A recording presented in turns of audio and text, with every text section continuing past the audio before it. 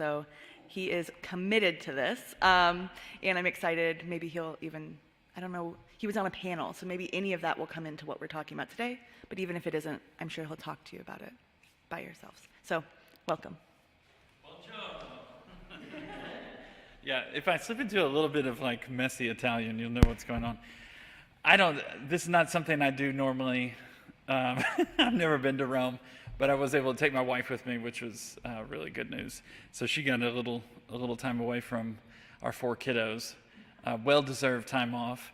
And it was part of this happened well after I was invited to speak to you guys. So I just was happy to fit it in.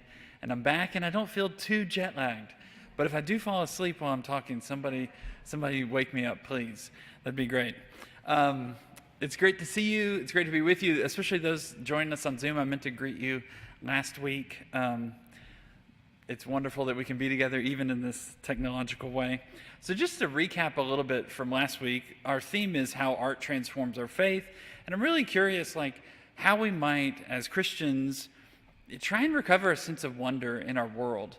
And that's not just for our sake, but I think it's also for the sake of our friends and our neighbors and our culture and society more generally. And I think this can happen even in the case of challenging and difficult works of art, even modern and contemporary works of art. So let me get back into it. I take as our inspiration the example of the Apostle Paul on his adventures and, let us say, misadventures throughout Europe. So just to remind us from last week, it is quite unexpected that Paul finds himself in Europe. That was not actually in the cards for him. That wasn't probably something that he anticipated or he planned on after his conversion to Christianity. We can be reminded of what he says about himself in his letter to the Philippians. He calls himself a Hebrew of Hebrews, right? He was a straight-A student in rabbi school. He made the dean's list in rabbi school. So what is he doing here in Europe? I'll just remind us of what Paul experiences in Acts chapter 16 and what Luke tells us. He says, "And a vision appeared to Paul in the night. A man of Macedonia was standing there, urging him and saying, 'Come over to Macedonia and help us.' And when Paul had seen the vision, immediately we," Luke being one of his companions, "sought to go to Macedonia, concluding that God had called us to preach the gospel to them." As we know and we see many places throughout the New Testament, Paul says the gospel is for the Jew first and then for the Gentile. It doesn't make sense that Paul would find himself in Europe except for God's surprising call. God breaks through and reaches Paul and invites him in the vision of the Macedonian man to come over to the European continent. So we're looking at how does Paul conduct himself in these strange Gentile spaces. How does Paul operate in the secular city? Places like Athens. And today we'll look at Philippi. So my hunch is that when Paul doesn't exactly know what to do, when Paul's out of his comfort zone, when he's in unfamiliar territory that he doesn't understand like the back of his hand, places throughout the Middle East, he has to revert to these Christ-like virtues of faith, hope, and love. So last week we talked about how Paul found himself in Athens, a place that his grandmother would be very upset that he was visiting, with all of their idols all over the place, and their kind of superiority complex about how brilliant they are. But Paul chooses to trust God's call to lead him to Athens and begins to ask himself, is there another way to interpret the history of this place? Could it just be that God had been there before Paul got there? And in light of that, he preaches the gospel to them, and applauds them for holding out hope that there was one God that they didn't yet know, with the altar to the unknown God. So Paul is practicing the virtue of faith here. He's believing that God was there before he got there. Today we're going to look at how Paul operates in the Macedonian city of Philippi, the first place he visits, crossing over onto the European continent. And I take it that Paul is having to practice the virtue of hope in Philippi. And let me just give you a little bit of background on Philippi. So what do we know about the Philippi of Paul's visit? What's Philippi like? Philippi is a really interesting setting. It was fortified and renamed by King Philip II of Macedonia, the father of Alexander the Great. So it's an important political and military site. It's known for its gold mines, so it's a pretty affluent place. And it was a venue in which Roman soldiers, accomplished Roman soldiers, would go and retire there. And it was thought of as sort of a mini Rome in many ways, a mini Rome. Luke tells us in Acts chapter 16, "So setting sail from Troas, we made a direct voyage to Samothrace, and the following day to Neapolis, and from there to Philippi, which is the leading city of the district of Macedonia and a Roman colony. We remained in the city some days." Okay, Luke tells us in the book of Acts, kind of highlights and points out the importance of Philippi. It's a leading city in the district of Macedonia, and it's a Roman colony. Now, what does that mean in terms of its sort of religious or social makeup, right? It's a Macedonian city, so it's kind of on the outskirts of centers of power in Greece and in Rome and Italy. But because of this influx of Roman soldiers there retiring, the residents of Macedonia enjoyed both kind of a Macedonian citizenship, but also the perks and the benefits of being Romans as well. And the time in which Paul goes to Philippi is this most important period, is this sort of pivotal period in the history of the city of Philippi. And not only that is it an important, connected place, but also has a really interesting religious or spiritual profile. So I want to talk about that for just a second. Luke tells us in verses 13 to 14, "On the Sabbath day, we went outside the gate to the riverside, where we supposed there was a place of prayer, and we sat down and spoke to the women who had come together. One who heard us was a woman named Lydia, from the city of Thyatira, a seller of purple goods who was a worshiper of God. The Lord opened her heart to pay attention to what was said by Paul."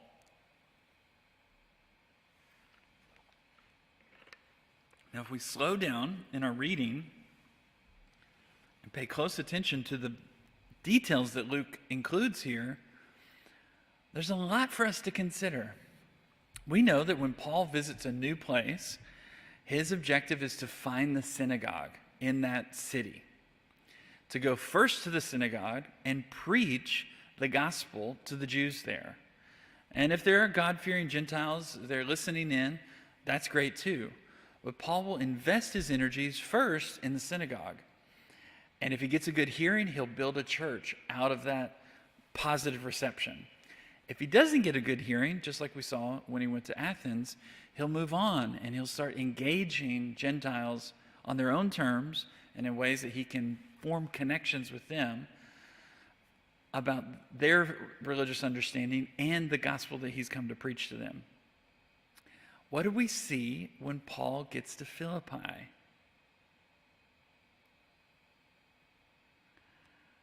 We see a glaring absence.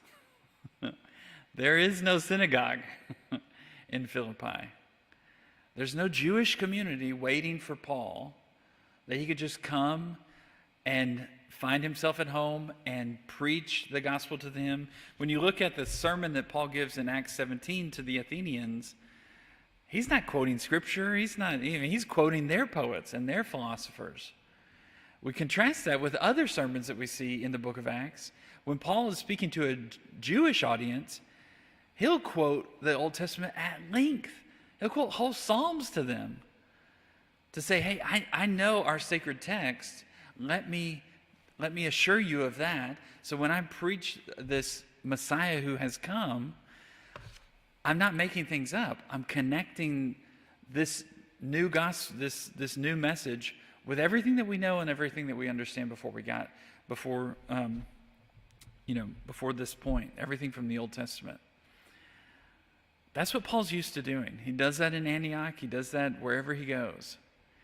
He finds himself in Philippi, the first city that he stops in after he's been invited in a dream to come over to Europe.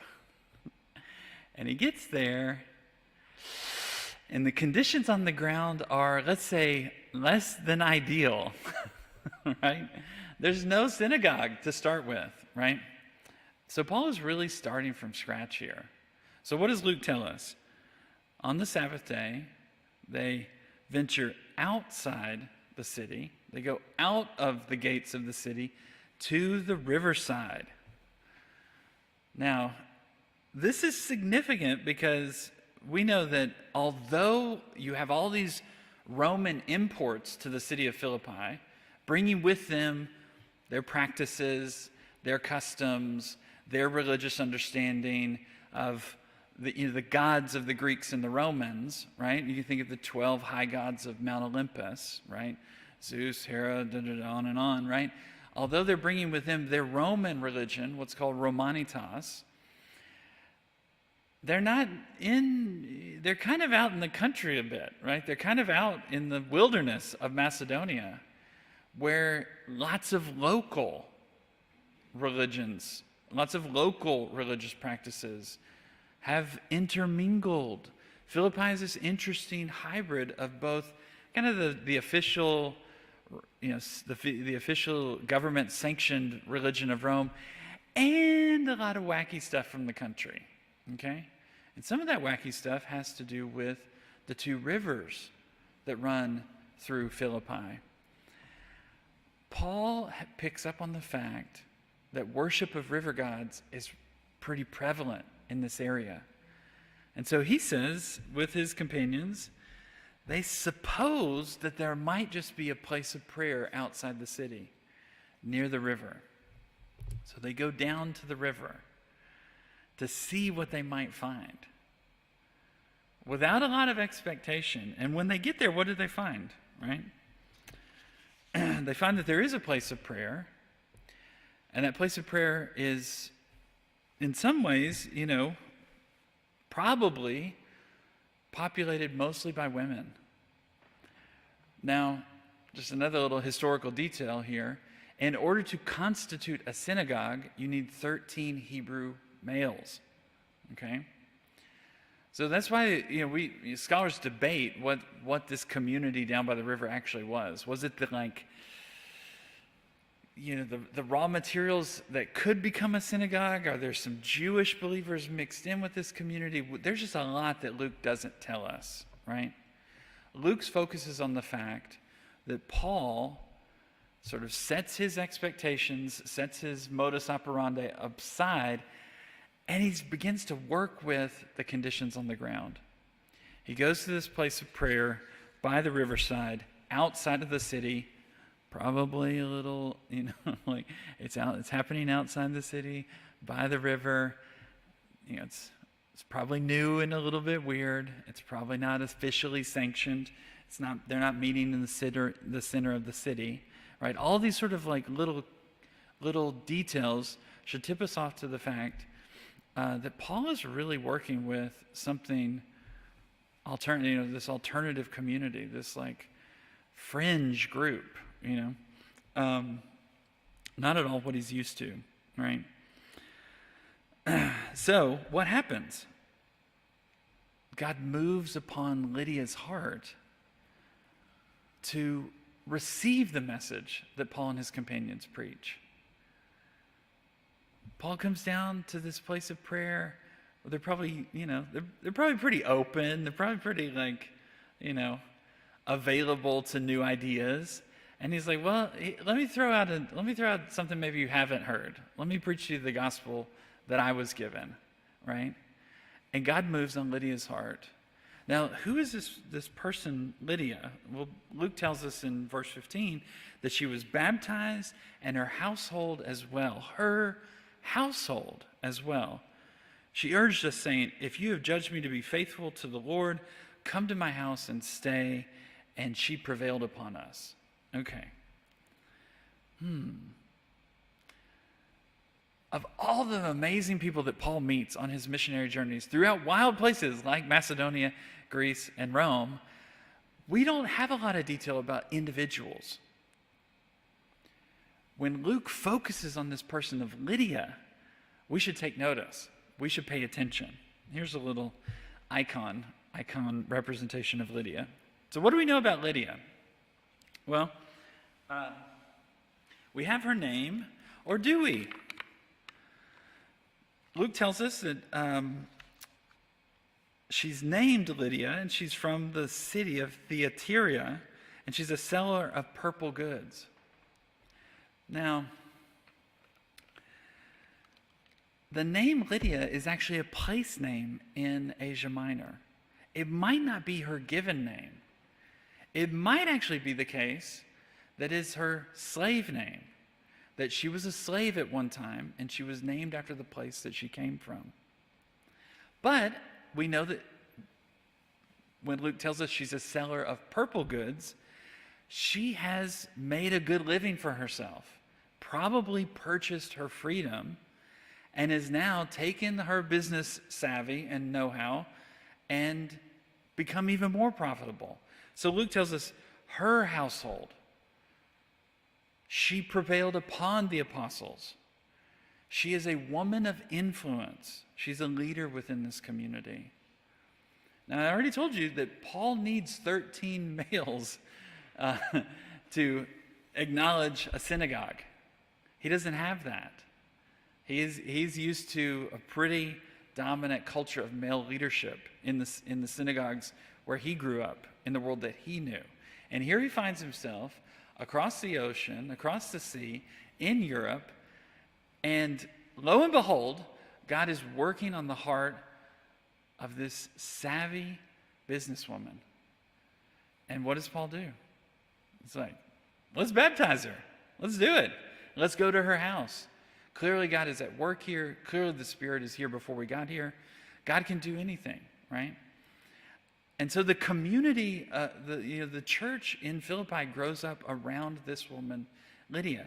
Now, interestingly, when you read the book of Paul's letter to the Philippians later, and there's two women mentioned at the end of the book, it may just be the case that by that point, Paul is using Lydia's actual name and not her former slave name, right?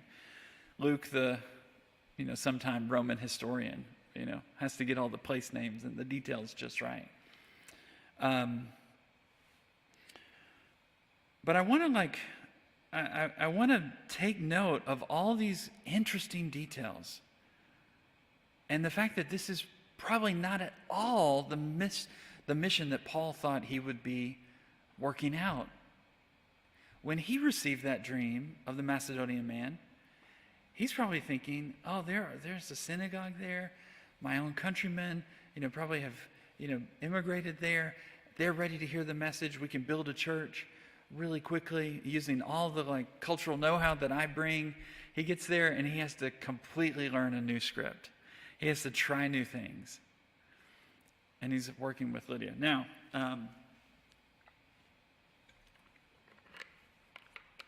for the sake of time, let me just summarize the rest of the story. So Paul and his companions are in Philippi, and it's probably from about August to October of the year 49 AD. Okay, they're not there for a long time, but a lot happens, right? Things get started with a bang in that Paul finds this receptive group down by the riverside, and a house church is started in Lydia's home. Now, things go from really great to really dicey and tricky in no time. You may recall the other significant figure that Luke tells us about, the Philippian Jailer, right? Just for the sake of time, I'm going to summarize and say, like, Paul is hanging around Philippi. I mean, he's seen this savvy businesswoman get converted. He's like, well, at this point, anything can happen. God can start his church any way he wants, right? So he's walking around, and he and his companions encounter a slave girl who's possessed by a demon. And Paul just heals her on the spot. Now, her owners were not too happy about that because they used her for divination. Because she had an evil spirit, she was able to tell the future. And her owners used her to tell fortunes. And they were pretty mad with Paul when she was released from that demon. So they get Paul and his companions thrown in jail. Now, how does Paul get out of jail? Well, I should note, like, the girl, the slave girl that's possessed by a demon outs Paul. She knows who Paul is. She knows that he's a servant of the Most High God, right? That's what really gets Paul's attention. So the slave girl gets healed, and then Paul and his companions get thrown in prison. How do they get released from prison?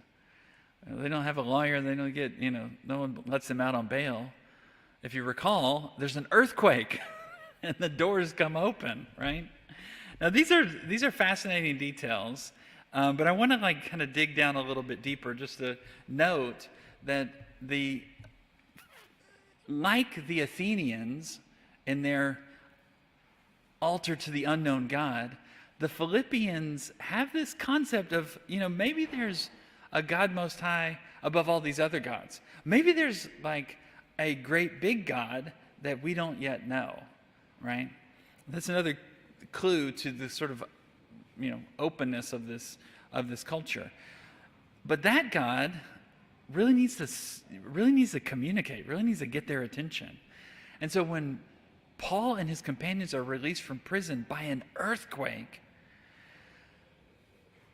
the living God is speaking in the language of these regional gods to say, hey, these are my servants, and I am the one true God. I am the God Most High.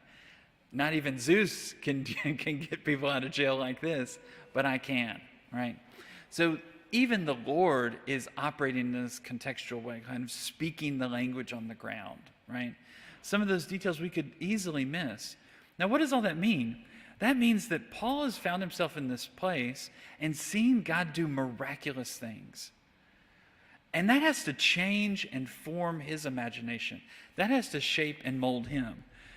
I'll just go back to our New Testament scholar that we've been relying on from time to time, Doug Campbell. We don't want to miss how remarkable it is, these encounters that Paul's having and what it's doing and what it's saying about him. Paul becomes this friend of pagans. Again, his grandmother would be so disappointed. Paul, despite being a mature Jewish scholar living in Jerusalem in the shadow of his religion's all-important temple, traveled far from his home to convert low-status artisans, teenagers, women, and slaves from among the disgusting pagans. In order for these types of friendships to take hold, the befriender had to break through various barriers of gender, class, race, location, and language. To name just a few of these challenges, how did these strange friendships even form?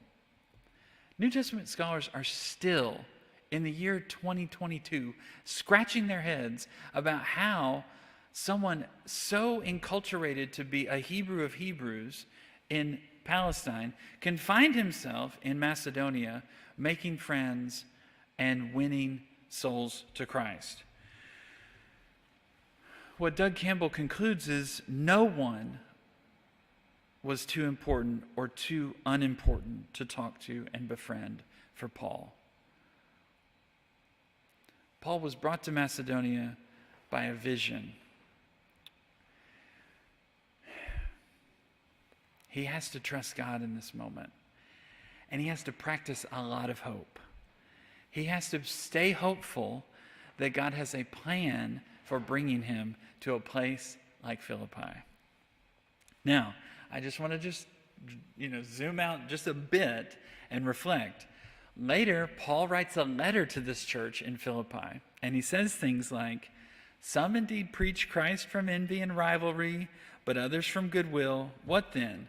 Only that in every way, whether in pretense or in truth, Christ is proclaimed, and in that I rejoice."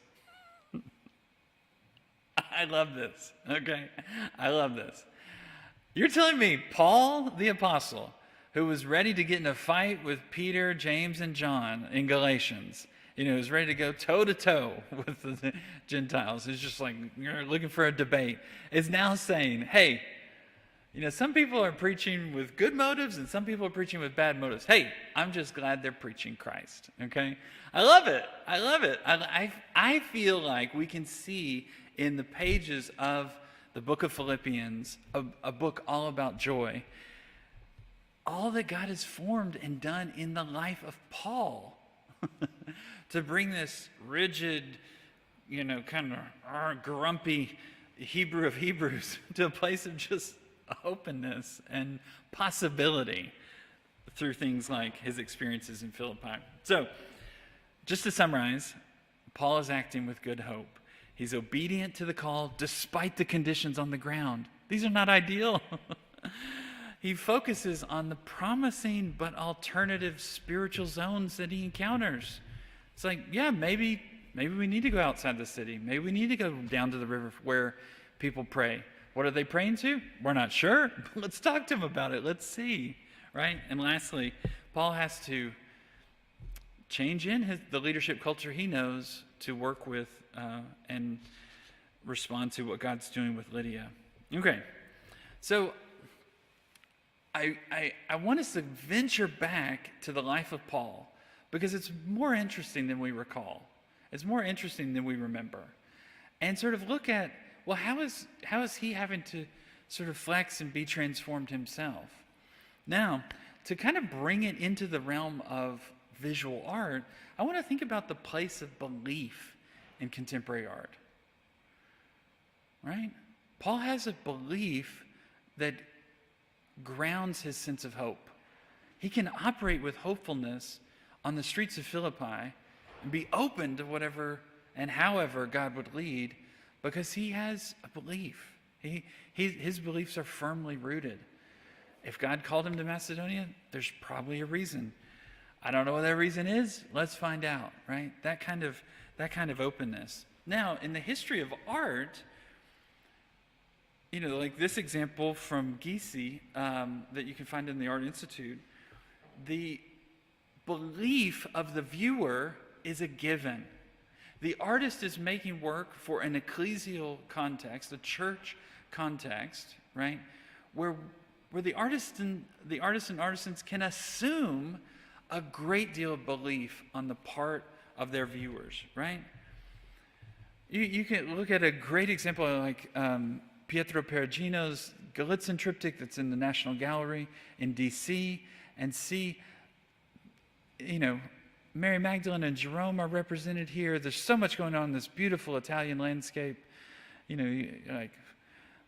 look back there, you can see on the bridge, there's somebody riding a Vespa going to get a cappuccino. It's just, the liberties that the artist is taking to represent Christ here on the cross are because the artist knows that their audience already has the story, already has all the details, can fill in all the blanks, knows that it wasn't a beautiful Tuscan landscape in the background of Christ's cross, right? So the artist can do other things. The artist can invite new associations, new connections. We've got a beautiful, idyllic Jesus on the cross. What about this visceral, grotesque Christ on the cross of the Isenheim altarpiece from the Northern Renaissance, right? Artists can exaggerate the violence, that Christ's body suffers in the crucifixion Because the viewers of this painting, of this altarpiece, know the story.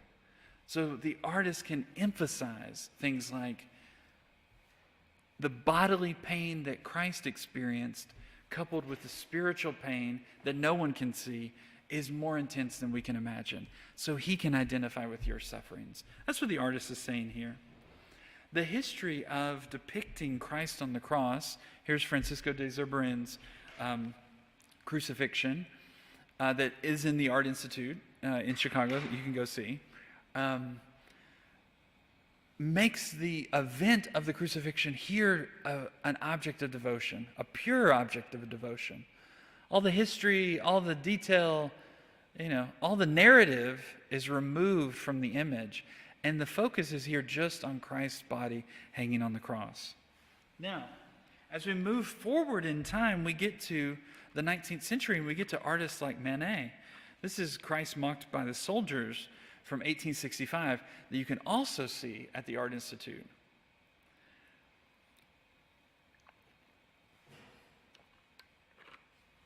Now, I'm a big fan of Edward Manet.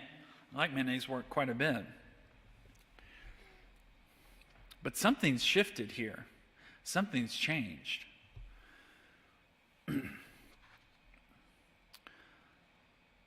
I encourage you to see this painting for yourself in person, and you might, at the Art Institute, and you might take note, like I have, that the least important or the least interesting thing happening in the painting is the person of Jesus here. It's rather standard stuff. The artist is drawing attention to the working class soldiers or mercenaries for hire here that have been probably against their will forced to be a part of this man's execution. You see the one soldier on the right is staring right at us. At this moment in art history, the belief that the artist assumes the audience has evaporated. This is a modern depiction, right? And so we can look at another painting by Manet, the Dead Christ with Angels here, that's hanging in the Met, as a really poignant example of what's shifting in society and culture. When you look at this dead Christ here and these two angels, now you may note that Manet probably needed to pay more attention in Sunday school because he didn't even put the spear wound on the right side. There's some historical inaccuracies. That tips us off to the fact that Manet's not interested in telling the story and repeating it for the faithful. He's actually foregrounding the fact that each viewer of this painting needs to decide for themselves what's happening. Is Jesus about to come back from the dead, or is he gone?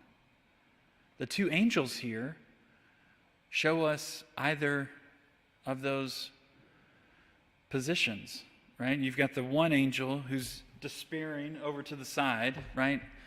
He's gone. It's over. All is lost. And you've got the other angel who's sort of propping up Christ. No, it's not all lost. It's not over, right? And what the artist has done for us here is shown us this moment, this moment of indiscernibility, right? This is not the triumphant Christ. This is the moment right before the triumphant Christ. Now, what's happening in art history at this point? The belief, the assured confidence that the viewer would have had is gone. And the artist is saying, now it's up to you. You have to decide. I can't decide for you any longer. I'm not just going to paint what you already believe or what I think you already should believe. I'm going to highlight the fact that it's an open question and it's for you to decide. Ooh, this is not what we want our art to do. We'd like it to work for us. So I want to fast forward to contemporary art, and I want to introduce you to an artist that I find so fascinating. His name is Robert Gober. Now, Robert Gober is working with a really interesting body of imagery, a really subtle, but I think very suggestive body of imagery. When you look at the work of Robert Gober, you get the sense that he's trying to take the familiar things of our world and somehow make them strange again. Take the everyday, overlooked details of our world and somehow invert them or change them. Now, his work has been described as the handmade ready-made. That's a kind of awkward, clunky phrase, right? Let me explain that. The handmade ready-made. So for over 100 years at this point, modern artists have been taking things out of the world and putting them in art galleries and museums and saying, look what I did, that's art. Now, some of us don't like that. Some of us think that's, silly. But it's been going on in the world of contemporary art for about 100 years now. And when you look at Robert Gober's work, here we have just a simple kitchen sink drain. It's placed in the wall of a museum, but it's just a simple kitchen sink drain. We might be tempted to think, well, just like that French artist from Marcel Duchamp, he just went down to the hardware store and bought a stainless steel kitchen sink drain and put it in the museum. But that's not actually what's happening. What Gober does is he works with really delicate materials to fashion things. In this case, it looks like stainless steel. It's actually pewter, very difficult material to work with. He takes difficult materials and makes everyday forms out of them. And they're all delicately handmade. So they look like average everyday items from our world. But when you know the rest of the story, you know that he's invested all sorts of time and care and attention in making them look that way. Along these lines, he's taken all kinds of banal objects, things like doors, and taken them off their hinges. He's built out these doorways and taken them off. And that's in this effort to make the familiar strange. This body of imagery includes things like kitchen sink drains, doors, but also sinks and pipes and grates and cribs and newspapers and all manner of things. The art historian James Romaine explains Gober's work this way. He says, by manipulating and mutating domestic objects like sinks and turning them into works of art, he insists on this paradox. It's as if Gober is saying, nothing is as it appears. And sometimes we find these works arrested, they're kind of stopped, they're sort of paused in a process of transformation. So what once might be a recognizable porcelain sink is now transforming, it's taking new shapes, and it might even be merging with other things. Now, what's interesting about all of Gober's works these are everyday objects that we would interact with. Like, they wouldn't just sort of sit on the shelf or something. They would be things that we do stuff with. All of his, whether it's doors or drains or sinks or any of these objects, they're objects that we use and complete with our bodies. Or they, provide some form of transformation. Like, we go to the sink and wash our hands, and they once were dirty and now they're clean, right? We use a doorway. We're in this space. We go through the door. Now we're in this other space.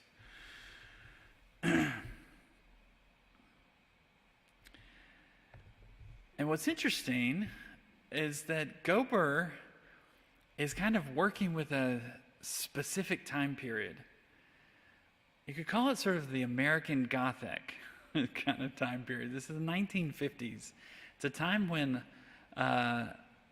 plastic. I like to, for my students, I usually describe Gober's materials represent a time before plastic wasn't an everyday thing that people used. It wasn't like an everyday item. And so he in this case here of the foot coming out of the wall, this is a carefully sculpted. There's beeswax. Individual hairs are placed in that beeswax. The like pant leg is tailored. The sock is tailored, and he's made that shoe. Right. He's really interested in these moments where, he's been likened to like the Alfred Hitchcock of contemporary art. Right. So it's familiar in that it's like an average everyday kind of look, but it's something strange is happening with it. Now we'll move up to some large scale installations, some architectural spaces that he's created. Here he's got his sinks, as we've seen before, and windows, and this wallpaper that's been hand painted. Right, this is a big installation he did for the Dia Foundation in upstate New York. Now, what's interesting about this space is that now the sinks actually have water running through them. So he creates these environments where he's kind of taking these sinks or these everyday items and reconstituting them in this sort of whole installation. So you walk through it instead of just standing in front of the object. You're moving through these spaces, and there's water running through them. So now you have this, these sinks, but the water is all linked up, and it's kind of forming this whole thing. Now he enjoys this, and he's done it on a different scale. So this is a large installation that he did in LA at LA Museum of Contemporary Art. And what you see here is kind of a chapel-like space, right? You have these sort of quadrants here, but this central figure is very interesting for us. So Gober has laid out this whole installation. We've got this architectural space here where things are positioned. There is water running through this one as well. It's actually running down that set of stairs in the background there and onto the floor and through this grate. And there's this subterranean waterworks and waterway that he's installed here. He's gone to so much effort. He dug up the floor, installed all this plumbing, and then laid the concrete floor again. So it looks just like an average gallery in the museum. And he's positioned his unique items there, and we'll focus in on this one first. So in the center of this big installation is this handmade sculpture of the Virgin Mary with a pretty important detail. Don't let me forget to leave out the culvert pipe that is moving right through her. Now, a passing glance walking through the museum and like looking in the what's in there? The first read might be, ooh, well, that has to be some sort of blasphemous, transgressive, contemporary artist just sort of trying to destroy religion or something like that, right? I was like, ooh, I don't want to. That's too political. That's too shocking. I don't want to go there. I would say let's slow down and consider what's at play here. Like I said about all of Gober's pieces, they have this look of like, okay, you might buy that at a hardware store or a garden center, right? That Mary statue that you put in your yard. But he's actually sculpted this himself with his own hands. And what he's done here with this, there's some other items there. I'm going to move quickly through them. What he's done with this culvert pipe is he's kind of created this passageway through her center, through her midsection, right? Now that's a little off-putting and a little strange to see it. And that's certainly what much of contemporary art does, right? It kind of rattles us, it kind of disorients us, but it's not always for the purpose of just disorientation. Often it's for the purpose of reorientation or seeing things in a new way. So Gober actually has meditated on the history of Christian art, and he's reflected on the fact that, well, actually, a long time ago, in early depictions of Mary in the tradition, you often were able to see inside her womb. There's a whole tradition of kind of seeing inside the Virgin's womb to sort of marvel at the incarnate Christ being knit together there, right? So maybe Gober's saying, actually, she's still the vessel for some sense of hope. Maybe there's still something to this story. I'll just show you another example. In 2005,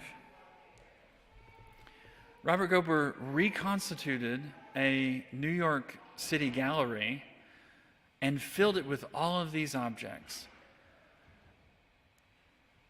It's unmistakably a chapel-like space. If the other one was a little bit strange, here we have rows, we have a kind of central crucifix at the front of the room, we've got side chapels, and we've got a little, at the front here we'd have, a garbage can, with a with the plywood on top that could sort of be in the place of a fount, for holy water. Now this space is not what you would typically see in a New York art gallery, just walking down the street happening into one of the galleries. And it's helpful to know that Robert Gober started working on this. All of his stuff takes many, many years to put together. He started working on this installation in the aftermath of September 11th, 2001. And as he thought about a nation sort of reeling from that event and trying to find a way to respond to it, trying to find a way to move forward, he conceived of this chapel space that people in New York, his friends and neighbors, would be able to stop in. And what would they find when they stopped in? The central or focal point of this installation is a headless Christ on a cross here. Now again, just like the Mary with the culvert pipe, kind of off-putting, kind of unsettling at first glance. To zoom in, what you see here is that, again, Gober is working with water. Here we have a fountain, and that fountain is issuing from, we have two streams issuing from the crucified figure's chest. Now, you guys thought it couldn't get any weirder, right? Now, what's interesting about this is that Gober actually knows the Christian tradition, especially its literary and visual imagery, better than most. It was only studying Robert Gober that I ever learned about the mystical image of the lactating Christ. You can't make this stuff up. If you go back in the tradition of the mystics in the Middle Ages and the late Middle Ages, you have both in mystical literature, the literature of Christian mystics, and on a couple occasions, you actually have visual depictions of this, of the lactating Christ. Now, where in the world does that come from? From the beginnings of the Christian tradition, the Lord's Supper, communion, has been talked about as the medicine of immortality, right? And we know that, because Jesus instituted it himself, that we celebrate the cup as the cup of his blood, forming a new covenant. Jesus started the weird stuff, not Robert Gober, okay? In the Middle Ages, what's interesting is the kind of primitive physiology that was at work in that time understood that breast milk was probably some transformed form of blood, right? Probably just, blood is the most important fluid in the body. So maybe breast milk is just, some kind of transformed form of blood. And that's the connection, right? The image of the mother that takes from herself and feeds her young, right? That's the image that the mystics latched onto. That maybe, maybe we're meant to nurse at the wound of Christ, like a nursing child would nurse at the breast of their mother. What is Robert Gober doing here? He's actually going back into the tradition and finding new resonance with old images. He's saying, what's possible? What would be an arresting but hopefully comforting or responsive image? And there he finds the lactating Christ. It's not my job to explain away Robert Gober's choices. He's an artist, and he will do and has done whatever he wants. It is my job, however, to ask the question of what does an experience of even difficult or challenging contemporary art like this do for people like us? For Christians that want to keep alive the hope that the gospel imparts to us. When I look at Robert Gober's work, when I experience it, I find in it this strange, very strange often,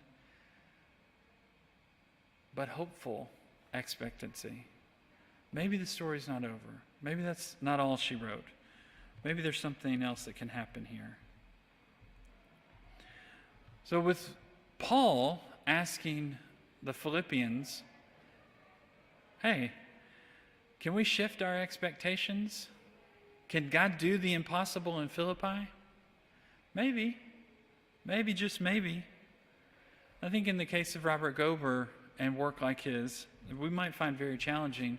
I think we're invited to ask, well, if the artist isn't going to believe for us, how can we practice some hope? How can we practice some expectation that